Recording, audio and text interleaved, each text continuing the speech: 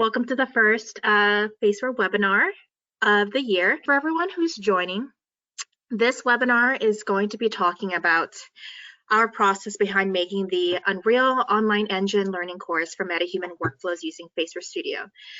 For those of you guys who are somewhat new, Faceware Studio is our real-time streaming facial animation software that streams directly into Unreal via our Livelink plugin, which is our free plugin that just released November 16th of last year, but also you can use the Glassbox live client plugin. So if you guys have questions, we have a couple of things that we're going to go over with Nick and just discuss with him his process for making this.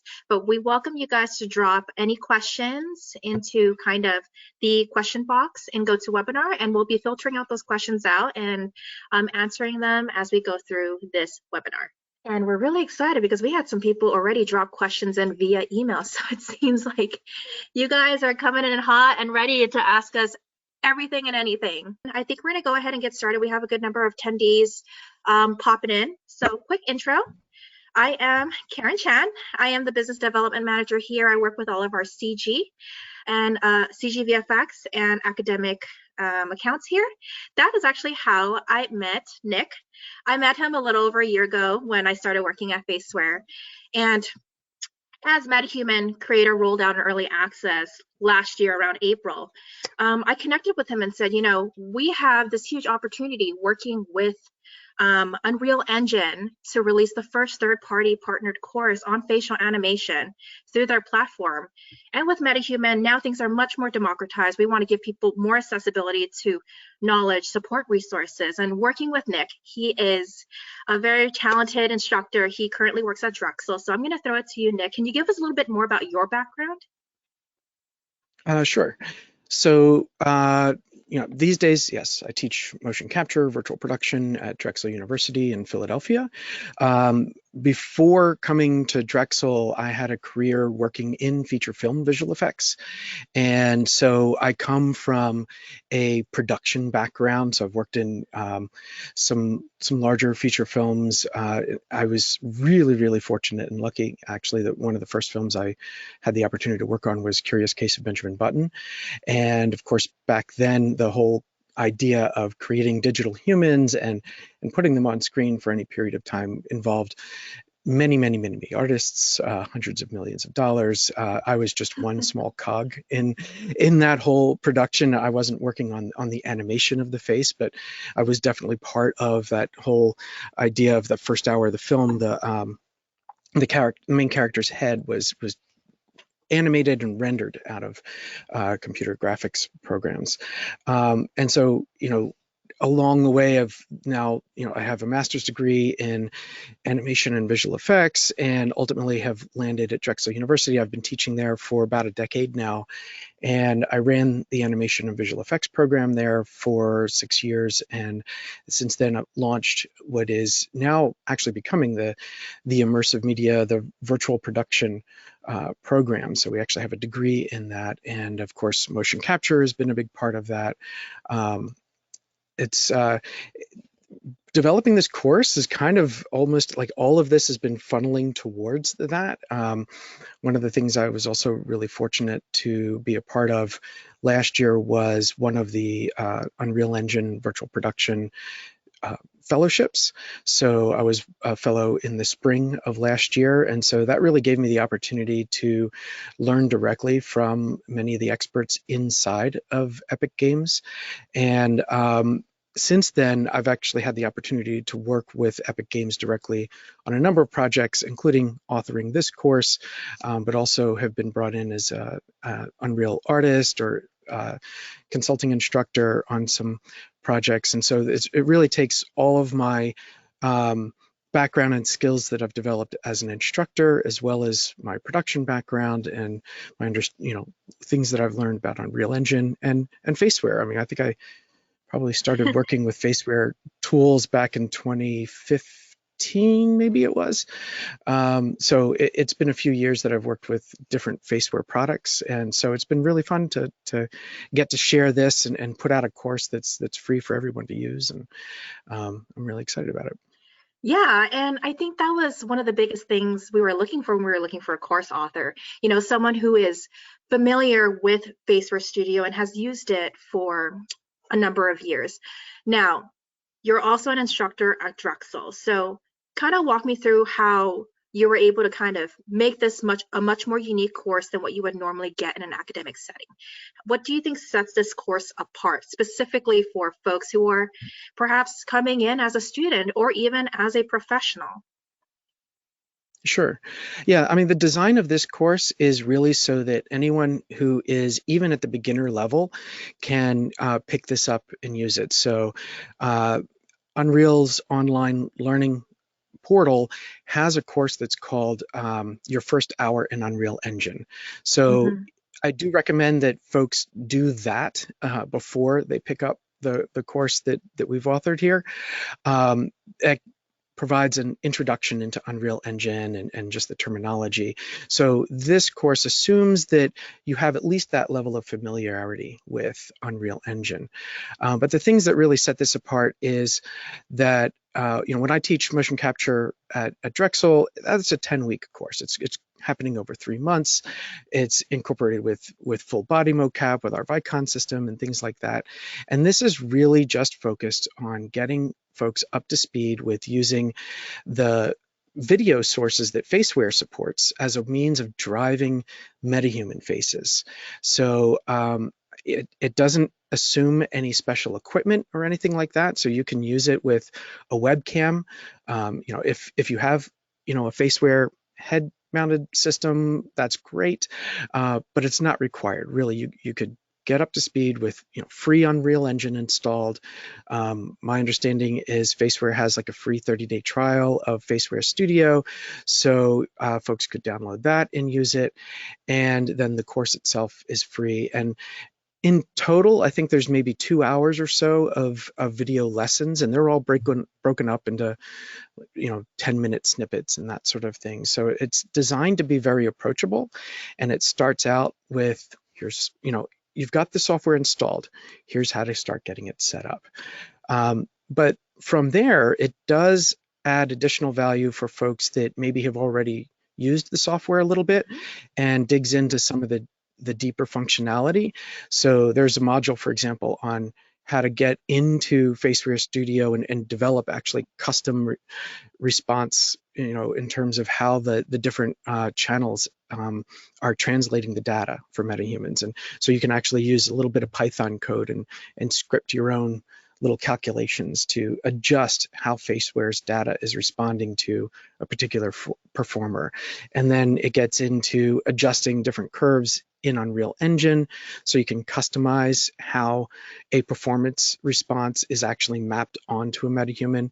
And then it also gets into some of the features that are built into Unreal Engine's sequencer functionality, so that you can actually bring in pre-recorded video and show that side by side with your MetaHuman, have that all synchronized with audio, with your Faceware recorded data, and be able to then edit that using the controls that are built into the MetaHuman rig and in Unreal Engine. So it's designed to be approachable for beginners, but there is some extra added value for folks that have already worked with some of these tools to a degree. Yeah, and I know we talked about this. You'll likely have various modules in this course. For those of you guys who are kind of new to Unreal Online Learning, it is 100% a free educational platform provided by Epic Games. Now, Nick, are you able to kind of just pull it up so people can take a look at what that curriculum looks like and what some of those advanced modules might look like? I think that's really what's going to help set this up, because at the end of the day, you can always go to our knowledge base, pull up the basics, right? But I think we always get a lot of technical questions coming in after someone's purchased Faceware Studio, and they're trying to do some more advanced techniques using Faceware Studio. And so that's what's really cool about working with Nick. He was able to kind of break all of this down in a very easily digestible manner. So really quickly, we're going to take a look at what this curriculum looks like. And then at the end of it, I see that some people have already taken the course. And we have a number of questions coming in on the technical know-how, best practices. So at this point, while he walks through the course, you guys feel free to drop in any questions you might have if you've taken the course. And we'd be happy to kind of treat this like office hours with Nick. except you don't have to pay like being at a university. So I would take advantage of this and start sending your questions in now.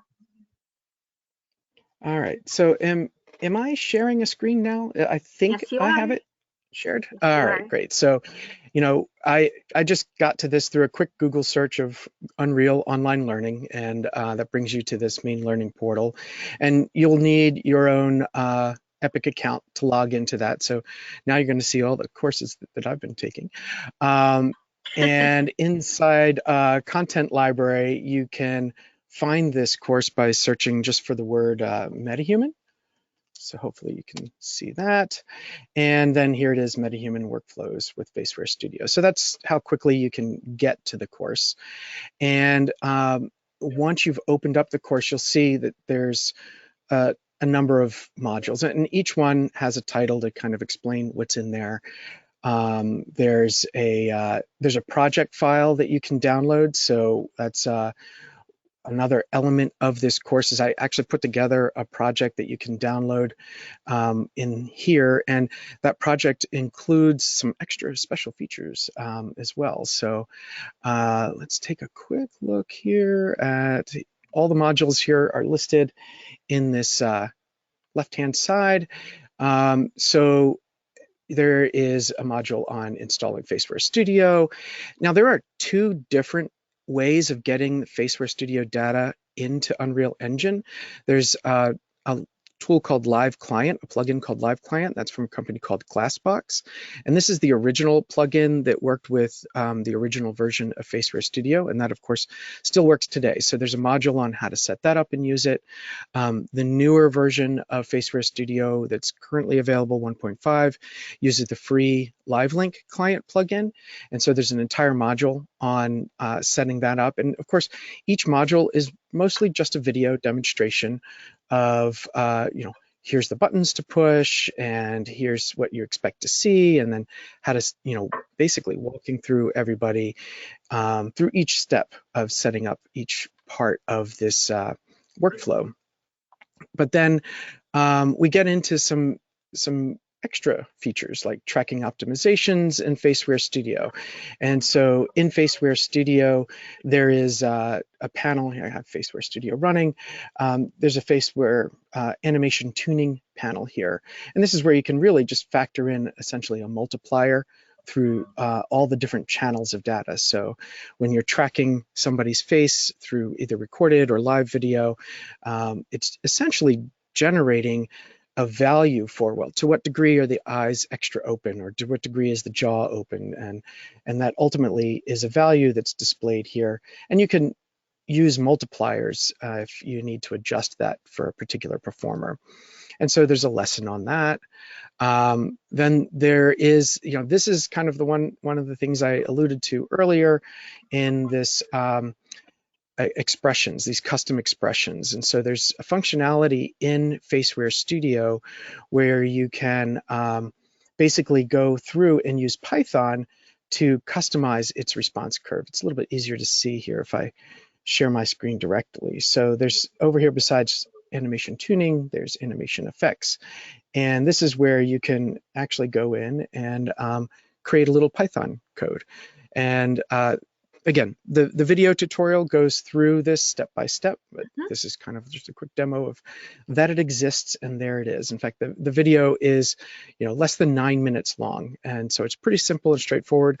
Of course, we're not going through all the details of all the things that Python is capable of. There's plenty of resources on learning how to create expressions in general, but this definitely uncovers how that's possible to use in Faceware Studio. We go into the details of how to adjust the different float curves, the response curves that are inside Unreal Engine that then dictate essentially how the MetaHuman face responds to the data coming in from Faceware Studio. And we go into using the Unreal Engine take recorder for recording that animation. And then we get into really editing data after you've recorded it in Unreal Engine. We get into all the different features and functions that are inside Unreal for editing that data. So the first thing that the data gets recorded into inside Unreal Engine is something called a animation sequence. And Unreal has something called the sequence editor that will allow you to then, or this is the sequencer, in fact, that allows you to then bring in a animation sequence, put it on a timeline, and slide it in the time scale so that it'll match up with your audio. And so the idea of synchronizing audio and animation is shared here in the lessons so that really you can get everything all together inside Unreal Engine. And also, I think is the same module. I can't remember if this module also shows how to do. Yep. Okay. So how to basically take your original video, if you had a video file that was used to drive your animation, really how to be able to bring that into Unreal Engine and display that side by side with your MetaHuman so that you can actually compare your animation with the playback of the video so that these are actually in sync, and that can later help inform your work in terms of tuning the MetaHuman or adjusting that animation. And really quickly, Yeah. guys, I'm going to interject. This is probably the least I've talked while on a call. Nick's used to me talking way more, and I'm trying to compose myself and not talk too much because it's really for Nick. But really quickly, he showed a headcam video. So that is with our Mark IV. Friendly reminder, you do not have to purchase our Mark IV. We can be used with any standalone camera, single camera video feed. That said, the beautiful face that you just saw is Kat Rodriguez. She is our performance capture technician, but also she is my dedicated technical account specialist. So shout out to her for donating her face to our class. This is not the most flattering shot of her, but we like to find the most extreme expressions to make sure that you're getting the best out of our software. So sorry, Nick, for interrupting, but I just wanted to add that just because I'm getting a lot of questions about like what kind of video can you use. So again, Nick kind of scrolled through in the beginning. You do get access to all of our free asset downloads.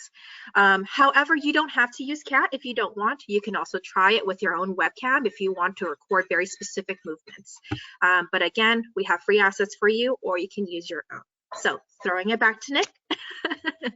Yeah, Kat was really awesome with this, and this clip is available free from the Faceware website in general, and it comes with it when you download the project for this course. This video is available in MP4 format as well as an image sequence. So in the example that I'm using, I'm actually playing it back here. It's an MP4 file on my computer, and Faceware does great digesting an MP4 file or an MOV. I personally have found that having a video file for playback in Faceware tends to work really, really well. And then on the Unreal Engine side, when I bring it in there, I'm actually I've converted that MP4 into a PNG sequence. So there's one PNG file for each frame. And that's far more efficient for Unreal Engine to bring in those individual frames and display them in its workflow. And so both formats are available and built into that project. And the main thing is anyone who has worked in visual effects will be familiar with working with these workflows that are one frame is one image file. And that saves a lot of decompression time, because with an MP4, the way it's compressed, if you want frame 322, you actually have to decompress and read all the frames that led up to that. And so having those frames as individual files kind of bypasses that decompression.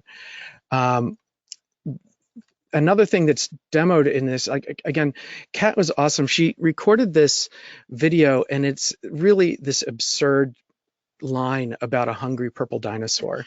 But it's essentially like if any of us, there's a few of us that are still old enough to remember actual typewriters.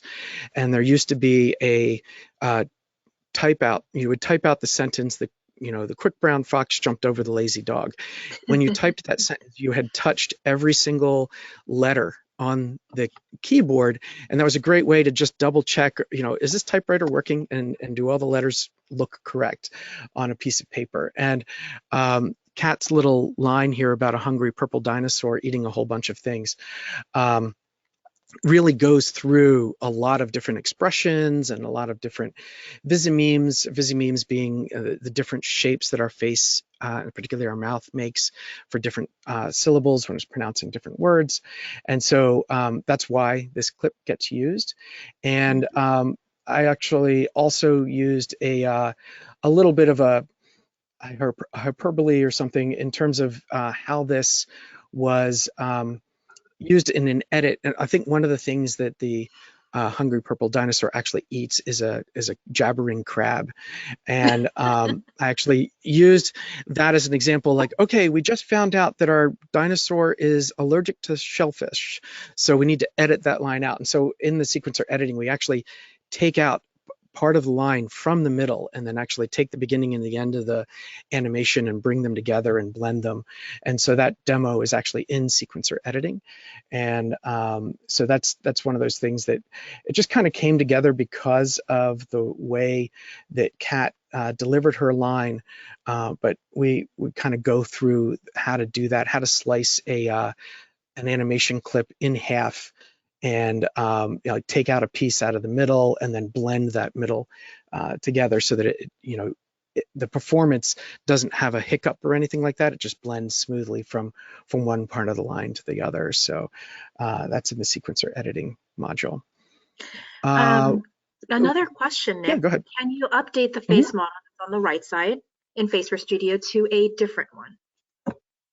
I think they're talking about not to my knowledge. Yeah, so this is the basic face that's built into Faceware Studio. So this is not something that changes, and really this is a diagnostic tool to see, what is Faceware's read of this performance. So this isn't necessarily exactly what your MetaHuman would look like, but this is kind of the Faceware standard diagnostic 3D model. And so you get a sense of what the data would look like applied to this particular face.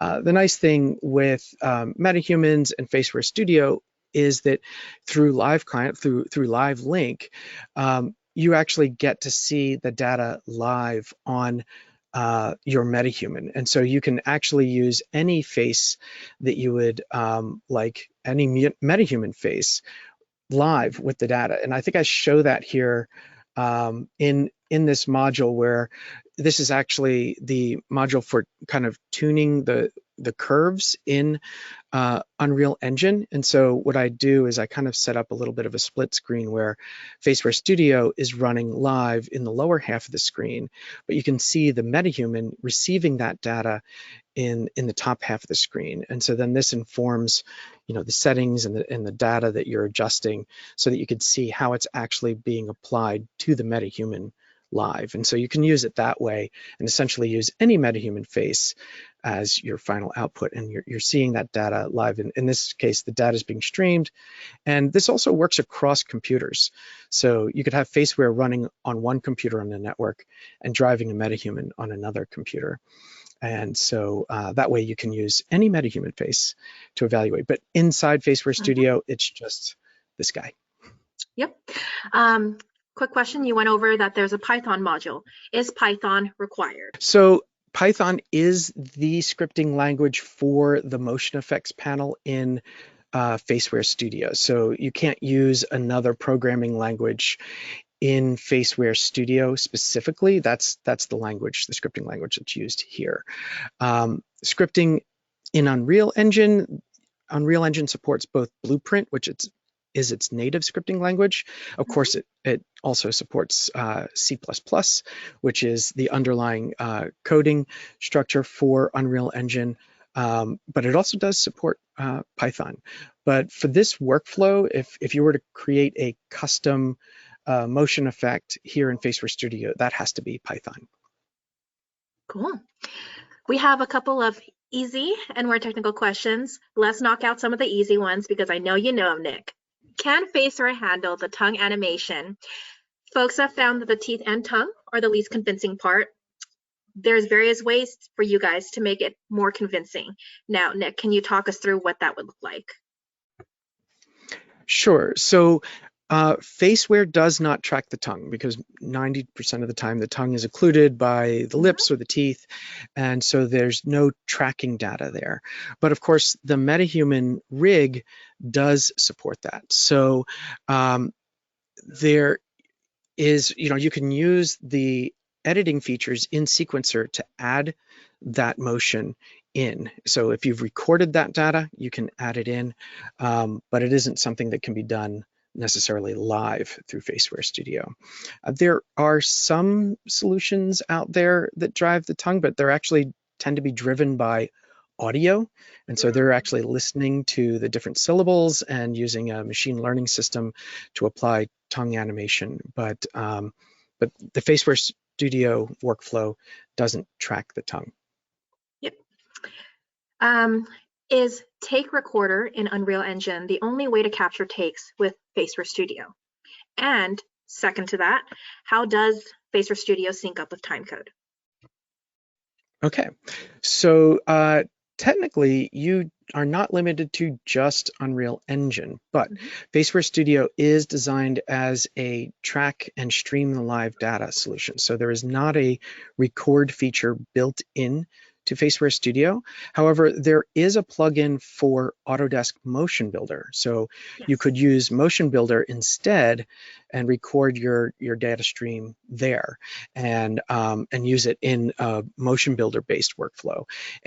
And that's valuable because a lot of motion capture studios in general will use Motion Builder as their main aggregator for various mocap sources. So you might be using StretchSense gloves for hands, you might be using a Vicon or an OptiTrack system to track body, and Faceware to track face.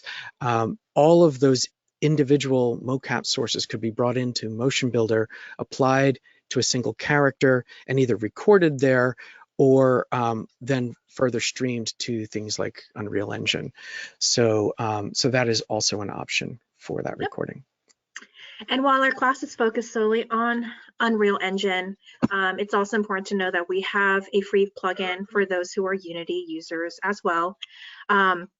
And as you mentioned, because we also stream into Motion Builder for real time, it's also important to know that the flip side of our portfolio includes Analyzer and Retargeter.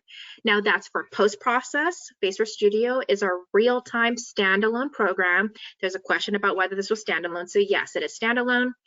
Pop up Faceware Studio, stream it straight into Unreal. But if you do end up wanting to use like Motion Builder, Maya, 3ds Max, that is an alternative workflow for post-process where you're going to do the manual tracking and retargeting of your rig through a plugin in those DCC applications. So, right. And there was also a question about the time code in that earlier question. They yes. managed to stack a bunch of questions into one. And so it's important to know that Faceware is essentially operating live as fast as it possibly can on whatever machine it's running on. So Faceware Studio itself does not intake or feed time code. But if you were, in a time code scenario. So if we were in a multi-capture scenario where we're capturing from Vicon and we're feeding the Vicon system Genlock and timecode, and we're also feeding that timecode into the take recorder, either whether it's Motion Builder can intake timecode, and so can Unreal Engine. So those are the tools that are actually doing the recording, and so they can be receiving the timecode and tagging the data with that time code as it's recorded. Now, this question did not come in, but I think it's somewhat relevant. How do people solve for the audio pipeline portion of it? Because it is important to note that Faceware Studio does not record audio. So what does that look like syncing face with audio? So personally, I tend to use just a visual audio cue at the start of any kind of a take, and sometimes that usually involves both a clapper slate and then as well as a facial expression cue. So you might just do a pop, pop, pop, something that's going to be obvious within the face data so that you see the lips and jaw and maybe a blink. And that adds a reference that will be captured in the data which doesn't have any audio, but it'll also be captured in the audio, and it'll also be captured by video. So that's kind of like the great equalizer. And then actually go through in the sequencer editing lesson, how to identify those things in the data and how to line them up. Much like a video editing tool like Final Cut or Premiere or DaVinci Resolve, you can mark different frames and tag them with labels in the Unreal Engine sequencer. So you can tag like, okay, these are syllables, or this is where the pop starts, this is my sync point, and you can bring everything into sync right on the timeline there. So so that's usually what I do. Cool. We have some questions on Workstation Setup. Is two computer setup better? Now that said, I can happily jump in, but definitely, definitely we like to have at least one workstation setup for Studio and then another streaming into Unreal. Nick, what is your preference when you're working? It really depends on where I'm at and what resources I have on hand. A lot of the, anytime I can, absolutely. A machine dedicated to Faceware Studio is preferable, because then that machine, all of its both CPU and GPU can be dedicated to that process. And Faceware is a Windows PC app. It is leveraging the GPU for using a machine learning, essentially AI system to help map what it sees, in the video to the different control values that it's streaming out. And so if there are fewer additional heavy lift processes running on that machine, then that just makes Faceware Studio all that more performant.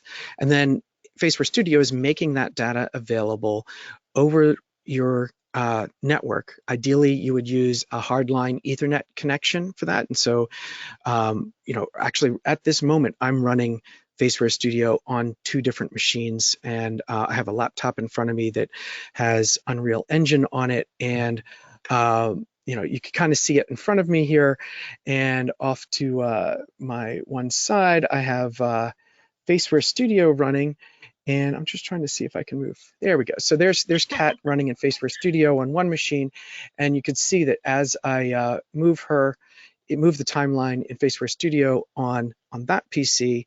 The laptop in front of me is following along with that MetaHuman. So that's definitely the optimal scenario. What I've been impressed with is that with a decent GPU, you can actually run Faceware and Unreal on a single machine, and they'll communicate to one another perfectly well. And as long as you haven't really hit the limit of what your processing capability is on that machine, you can still get a very respectable frame rate on both machines, or I'm sorry, both pieces of software, and do all that recording. So I think that really makes this very accessible, so that a hobbyist at home, or someone, a company that doesn't want to necessarily invest a whole lot of resources in this as they're in the experimentation phase, you could just use a single desktop computer with a webcam and get started experimenting.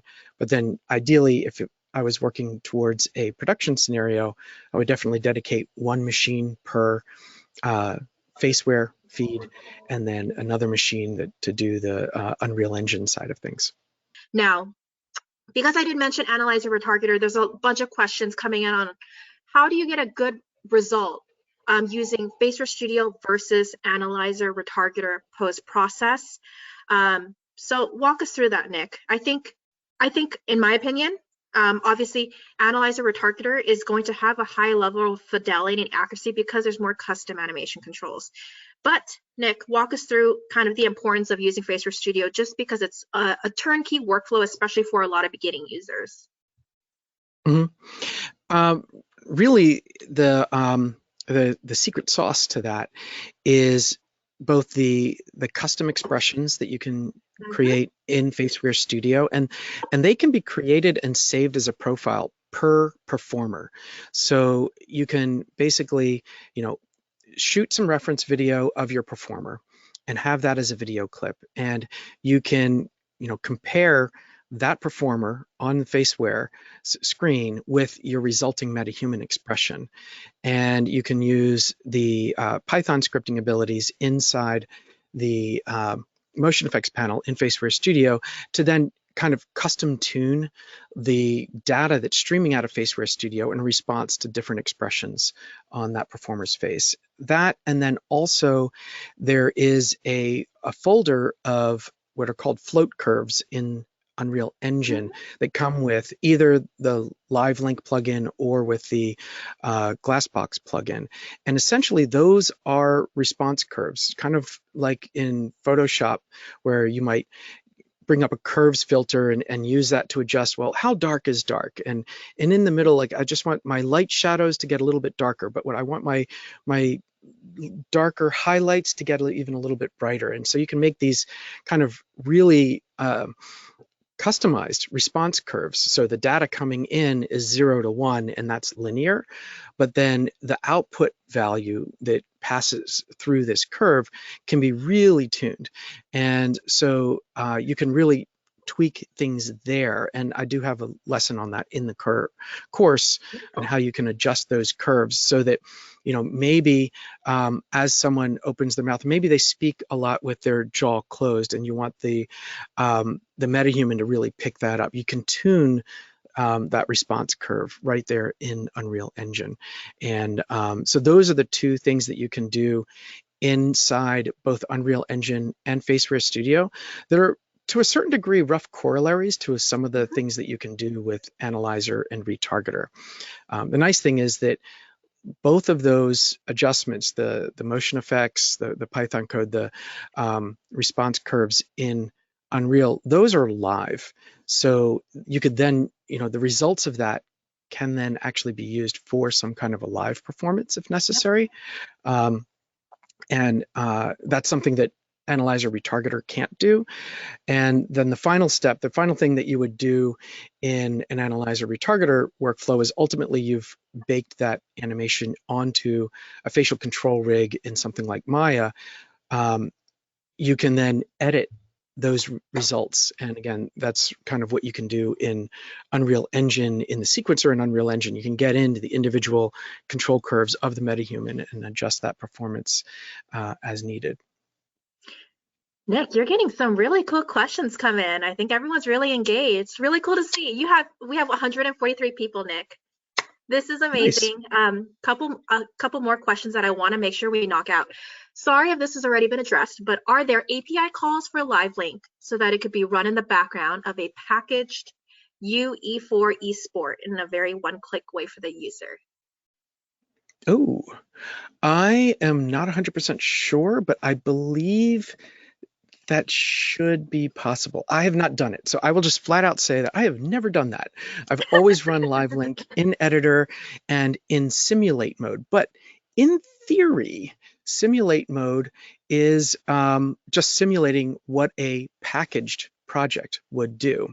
And you can save Livelink profiles. So after you've configured your Livelink setup for receiving the data from Faceware, you can save that as a Livelink profile. And there's a setting in project settings for Unreal Engine where you can say that the default Livelink profile for this project is this asset that I saved. And honestly, we use that with virtual production when we're using LED walls and end display. Our virtual production wall is actually projection based, but ultimately when end display is running traditionally, it builds a copy of your project, and all of the Livelink settings that allow for the camera tracking and lens tracking and all that data to stream into a level and then be distributed across multiple machines to be able to drive LED walls. All of that gets packaged, and all of that Livelink setup is saved into those packages and then is running simultaneously on multiple machines. So I'm going to say I think yes, but again, with the disclaimer that I haven't done that with this tool. This is an easier question. So are there any planned tutorials on how to make a performer calibration video for a performer using all the phenomes you mentioned earlier? I will say at a high level, when you download the asset package, there is a ROM. Our calibration process is single click. But Nick, you can elaborate on that. Now I'm done with my sales bullet points. Right. So Faceware Studio really only has a built-in neutral pose calibration for it. And that's really just a quick map identification. It really gives Faceware an opportunity to understand that, okay, this is a resting face pose of the performer, and therefore I can look for the various face landmarks in this video frame because I'm being told I can recalibrate my neutral pose. So certainly, there's loads of resources throughout the internet. You can search for, face performance. Sometimes it's called phonemes, but that's really the audio side, right? That's what we hear are phonemes, but what we see are visimemes. So visimemes are the shape of our mouth, and so if you find you can just search for visimemes catalog or visimemes resources list, things like that. And there's lots of different websites that list out all the different shapes that are traditionally used for animating lip synced performances. And so then you can essentially have your performer go through saying a variety of words. I mean, you could memorize Cat's little hungry purple dinosaur line and have someone go through that. But you also probably want to include different expressions of emotion as well, like so scared and happy and laughing and excited and sadness and all these kinds of things.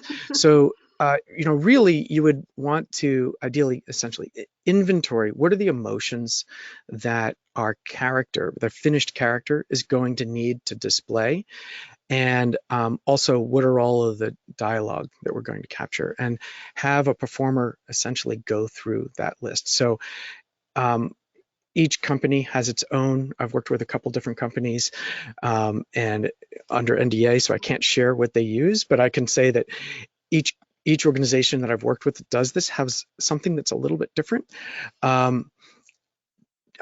I forget, Karen, do you happen to know? I know Kat made a ridiculously awesome manual for the Faceware head-mounted system. It's literally like a superhero comic book, and I can't remember if she included in that like a guide for different calibration poses or anything like that. I have to check, but if not, we did link a ROM in the download package, so that should be available. If not, I will make sure I go to Epic and get it added in, but I'm pretty sure we included a ROM breakdown for calibration poses. We have some really great questions coming in that I want to make sure we get through. Nick, can you speak to the advantages of a bone system versus a blend shape system, or a video tracking system versus a 3D depth camera system? So bone versus blend shapes, video tracking versus 3D depth.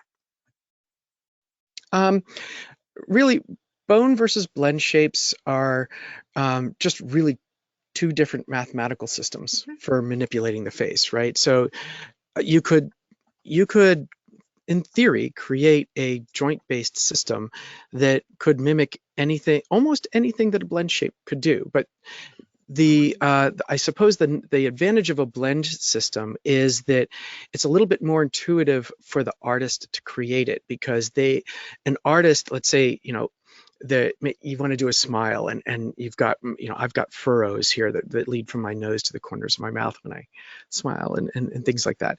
So an artist can sculpt that shape a little bit more intuitively than necessarily generate that mathematically by having the right clusters of joints and moving all those joints into the right position. The end result can be essentially the same, but really those are just two different approaches to rigging the face, making it so that it can be moved. At least, that's how I approach it.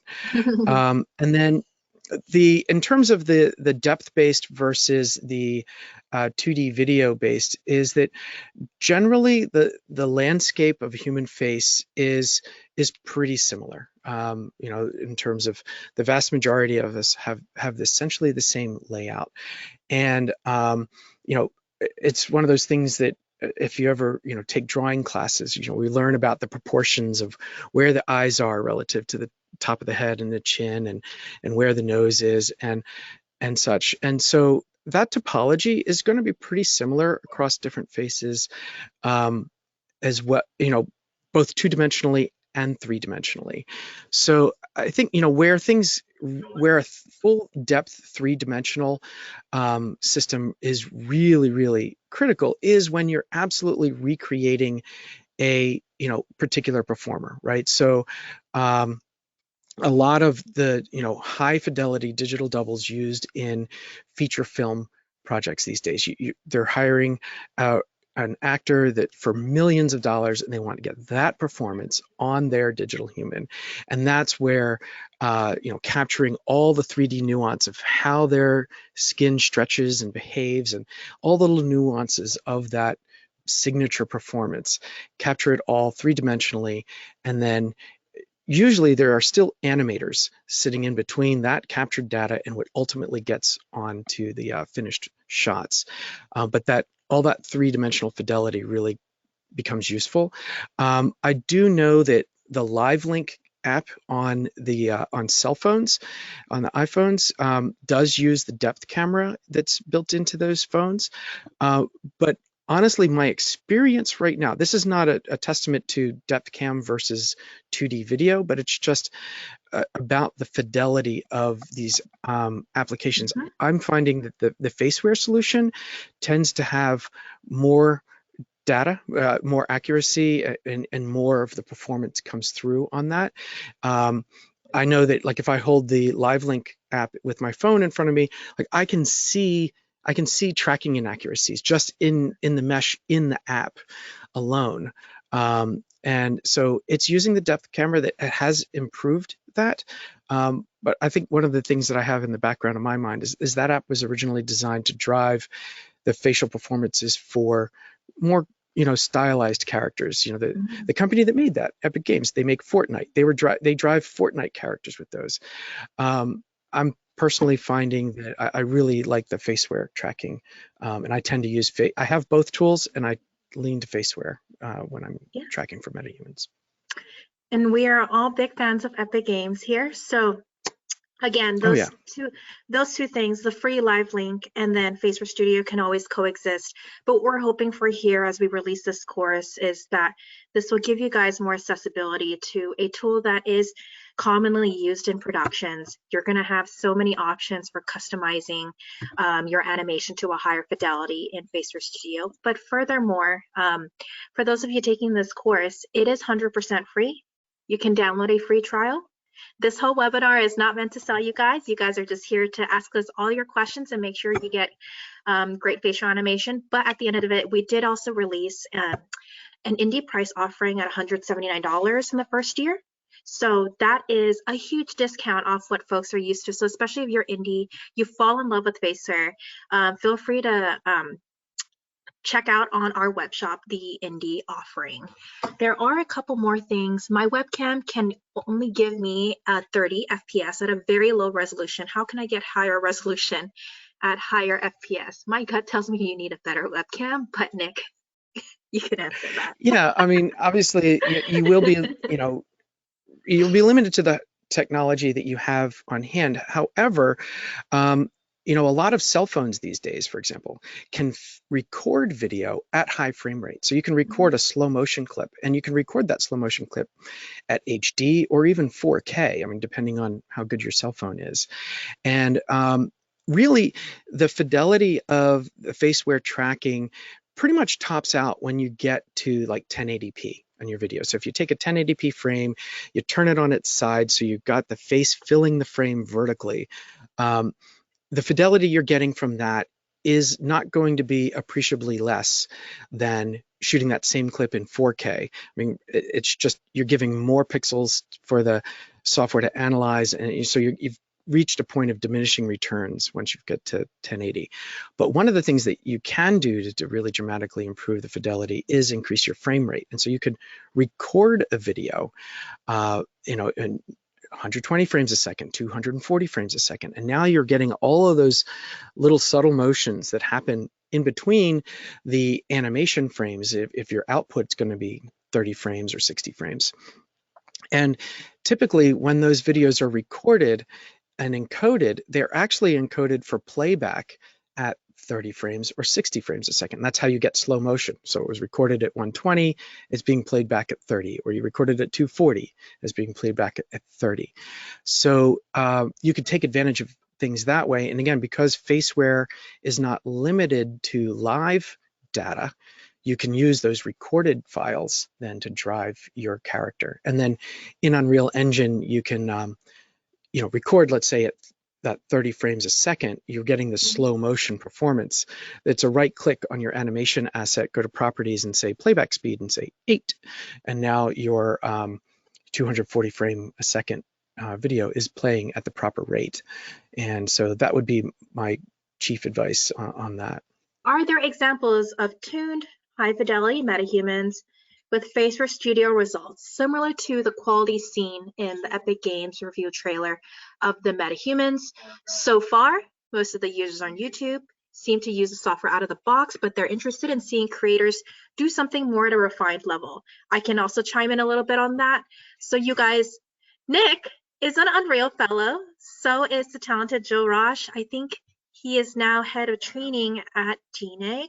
We also have Gabriela Kruziantakis, famous for her Greek metahuman and many other things because she seems to just make so many viral posts, you guys. So she's a great friend of the family, but it has not just been used out of the box with YouTube VTubers. For Nick, he did use this as part of his Unreal Fellowship short film. We have a number of folks like Beyond Capture, DreamWorks, who definitely use Faceware Studio for more refined high fidelity productions. So that said, there are a number of things from stylized to metahumans. We have a new demo reel coming out soon. We'll be showcasing some of that on our official Epic live stream next Thursday at 11 a.m. That is 2 p.m. EST. So we'll go into that a lot more on other things that we've seen produced with metahumans and Faceware Studio, but Nick definitely created an amazing short film for his Unreal Fellowship using Faceware Studio. Yeah, so I will say that that Gabby and I were in the fellowship at the same time. I think her metahuman performance is better than mine. And full disclosure, Insane. I was learning Unreal Engine animation and metahumans at the same time in that fellowship. I went into that fellowship knowing virtual production, like this green screen stuff and the holographic screens that I do and all that. I knew a little bit of Unreal Engine, but I did not know animation. I did not know metahumans well, and I deliberately made a short film that had 3 metahumans, lots of dialogue, so that I could really push this through, but I was still learning it. So I wouldn't point to my fellowship film as necessarily the peak pinnacle of what could be done, but especially Gabby's recent work has been really, really phenomenal. And I think she has one sample video in particular that's a split screen where she has her live performance side by side in the frame with her metahuman performance. And it's difficult to tell like where that seam is, and it really, really looks good. What I'm hoping, I think that, it's a fair observation that a lot of folks online are using the tools out of the box. And I think part of that has been that this course didn't exist. And that's really, I was really thrilled that Epic and Faceware, came and asked, like, can you make this course for us? Really, the whole mission behind this is to make the tools needed to tune those performances and to edit those performances into something that really looks convincing, make that more readily available. And this is actually the first course in a series. So there's more courses coming over the course of the year. I'm working on, I don't know how much detail I'm allowed to share, but I'm working on one that's entirely focused on the post workflow of just editing and really getting into the Visi memes and how to edit with the control rig in Unreal 5. So that's coming, and I know that there's a few other courses out there in the works.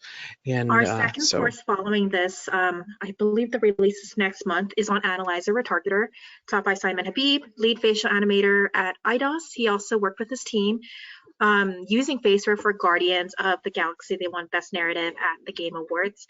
We have a lot of talented folks here, and so we're really excited just kicking this off, these office hours with Nick, to celebrate the first of a series of courses that are going to be made for beginners to the most advanced commercial users through the Unreal online learning platform. Now, a few things I do want to clarify before we get out. It is free, but it is not an official university. You don't get official credentials through it. So stick with your colleges. All the people who ask me that, do not quit your colleges for this. This is not a credentialed course. It is a free community learning platform for you guys to use in addition to your actual animation, visual effects degrees, especially like the programs taught by Nick at Drexel. Now, it is really cool because I've worked with Deepak. Deepak is the head producer, the head producer here at UOL at Epic Games. He was also formerly an instructor in the University of Texas System, and so he actually assigns UOL material to his students as take-home reading material to prep for the course, so when they come in, they can take a practical look at it. Now, with the limited time we have left, Nick, I do want to call out that we just talked about Gabby's amazing MetaHuman previews and teasers.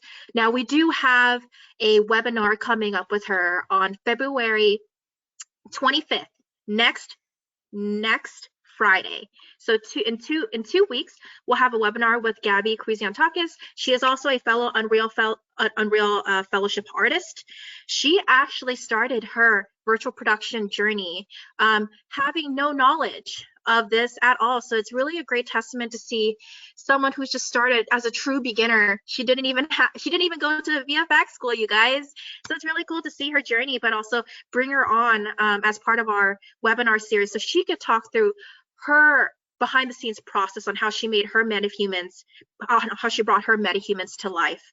But again, that'll be more of like a tutorial, a teaser demo, while Nick's class really goes through the nuts and bolts of maximizing your use of Faceware Studio. Now, I also, before we hop off, we have 1 minute left before we wrap up. We have the Epic official live stream next Thursday at 11 a.m. PST. That is 2 p.m. EST, 1900 GMT.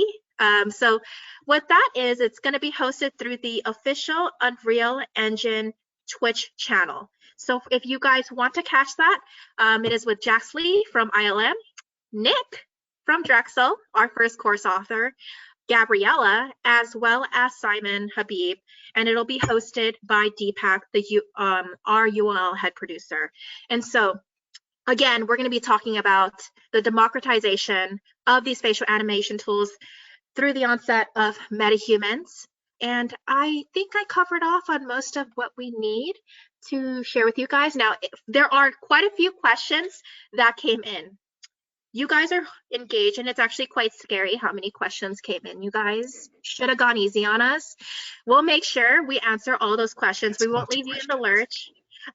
There's lots of great questions, you guys, but it's very encouraging because it definitely shows some of you guys have definitely logged on to the course and are coming to us with these practical questions now that you dived in. We'll send a recap of all these questions with answers to them. We'll touch base with Nick offline, and you'll get a full recap of answers to these questions on Monday for those of you guys who registered to the GoTo webinar. Thank you guys so much. Thank you, Nick, for volunteering your time with us to offer this free office hours Q&A. He also has a YouTube, Pixel Prof. Subscribe to him. He not only teaches Faceware, but he also provides a lot of tutorials and demos on various workflows outside of just Face. So make sure you subscribe to him as well. Nick, is there anything else you want to share with the audience before we hop off?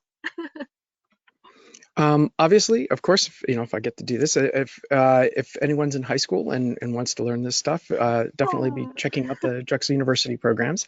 But I think there's another point in that a lot of instructors in this space are working out like, how do I catch up? How do I do this?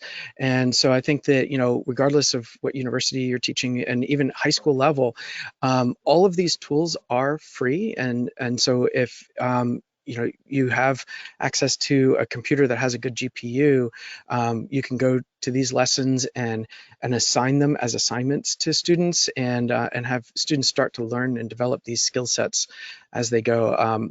The only other thing I would share is that virtual production and being able to handle motion capture data and all of this is increasingly a high demand career path, and not just in entertainment, but in many other industries. Automotive is starting to leverage these tools more and more and has been for quite some time, but even retail and fashion. And so I definitely encourage folks to really dive in and start playing around with this and put it to use.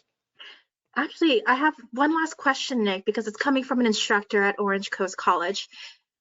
Sure. We have an immersive media program for AR/VR. It's a 2-year community college in California, which includes one performance capture class using Faceware Opti and Infinideck. Would graduates of our Nice. 2-year certificate be able to transfer directly into Drexel's program? I believe so. We do accept transfer students. So it would just, there's a website for, Drexel applications, and we absolutely accept transfer students. Awesome. Well, thank you everyone for joining us for our first webinar. We are going to officially end this. And yeah, everyone, enjoy your weekend.